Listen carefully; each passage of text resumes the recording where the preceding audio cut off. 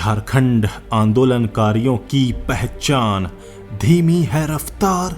60,000 आवेदन, अब तक निपटारा सिर्फ 7,000 का। आयोग का पुनर्गठन और तेजी से काम निपटाने की है जरूरत। नमस्कार, आजाद सिपाही विशेष में आपका स्वागत है। मैं हूं राकेश सिंह। झारखंड की हेमंत सोरेन सरकार ने अलग राज्य के लिए आंदोलन करने वालों के हित में कई फैसले लिए हैं और इन फैसलों का चहुं ओर स्वागत भी हो रहा है। अलग राज्य के आंदोलन में अपना सब कुछ न्यौछावर करने वाले लंबे समय से इसकी मांग कर रहे थे, लेकिन अब सरकार के इन फैसलों को अमली जामा पहनाने की चुनौती है।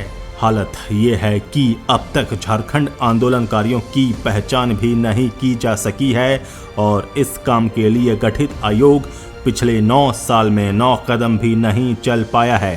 60,000 आवेदनों में से महज 7,000 की पहचान ही की जा सकी है और बाकी 53,000 आवेदन आयोग के पास धूल फांक रहे हैं।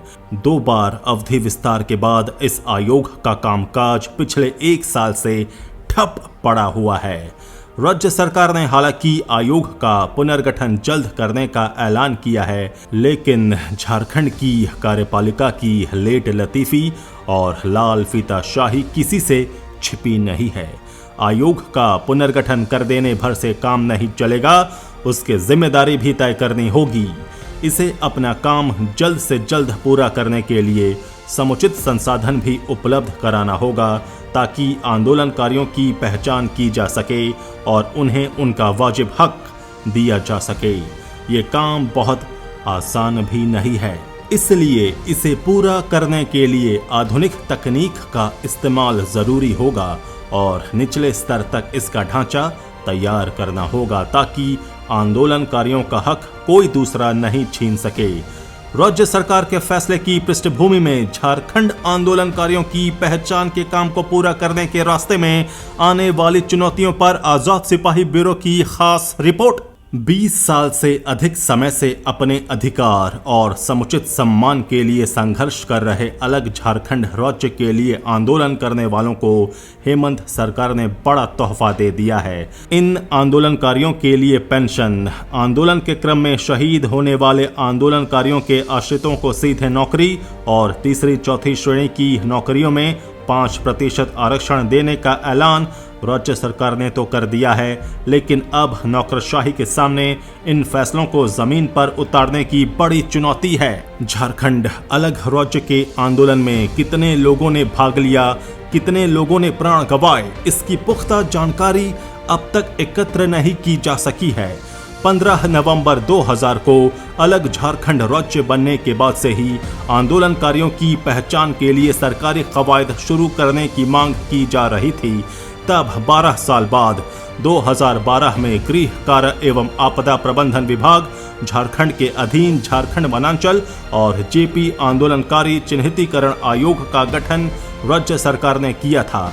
आयोग द्वारा वर्ष 2012 से अब तक लगभग 7,000 झारखंड आंदोलनकारियों को चिन्हित किया गया है।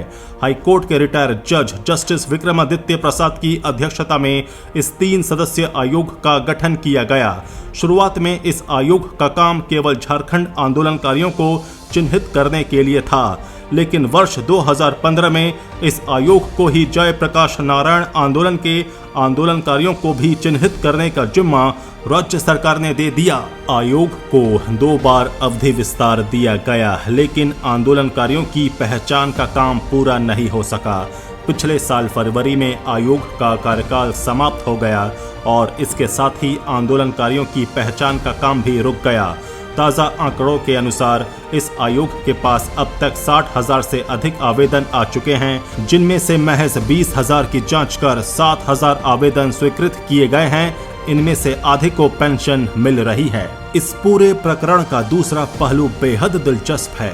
अलग झारखंड राज्य के लिए आंदोलन करने वालों की वास्तविक संख्या कितनी है, इसका अंदाजा किसी को नहीं है। जानकार कहते हैं कि ऐसे आंदोलनकारियों की संख्या 3 लाख के करीब है। इनमें वैसे लोग भी शामिल हैं जिन्होंने आंदोलन में भाग तो लिया, लेकिन इसका कोई प्रमाण उनके पास नहीं है। सरकार ने आंदोलनकारी की जो परिभाषा तय की है उसके अनुसार आंदोलन के दौरान जेल जाने वाले को ही लाभ दिया जाएगा। इसका सीधा मतलब ये है कि जो लोग जेल नहीं गए उन्हें आंदोलनकारी नहीं माना जाएगा। इस परिभाषा को भी बदलने की जरूरत है, क्योंकि हजारों ऐसे लोग हैं जिन्होंने अलग राज्य के आंदोलन में हिस्सा तो लिया लेकिन कभी जेल नहीं गए। उन्हें यदि आंदोलनकारी नहीं माना जाएगा तो ये उनके साथ नाइंसाफी होगी। झारखंड आंदोलनकारियों की पहचान के दौरान दूसरी सावधानी ये बरतनी होगी कि उनके नाम का बेचा लाभ कोई दूसरा ना उठा ले। झारखंड अलग राज्य के आंदोलन में समाज के हर वर्ग के लोग शामिल थे और उनकी राजनीतिक प्रतिबद्धता भी अलग अलग थी। ऐसे में आंदोलनकारियों की पहचान के दौरान राजनीतिक नजरिए और सामाजिक पृष्ठभूमि पर गंभीरता से ध्यान देना ही होगा। भारत में स्वतंत्रता सेनानियों के लिए पेंशन की व्यवस्था में कितनी गड़बड़ी हो चुकी है ये सभी जानते हैं। ऐसे में झारखंड आंदोलनकारियों की पहचान के दौरान सतर्कता बरते जाने की जरूरत है। असली आंदोलनकारियों की पहचान का काम इतना आसान नहीं है। ऐसे में आयोग को संसाधन उपलब्ध कराना भी जरूरी है ताकि वो अपनी जिम्मेदारी को तेजी से पूरा कर सकें। दूसरी बात, इस काम में आधुनिक तकनीक का इस्तेमाल भी किया जा सकता है ताकि आवेदनों का निष्पादन त्वरित और प्रभावी तरीके से हो सके।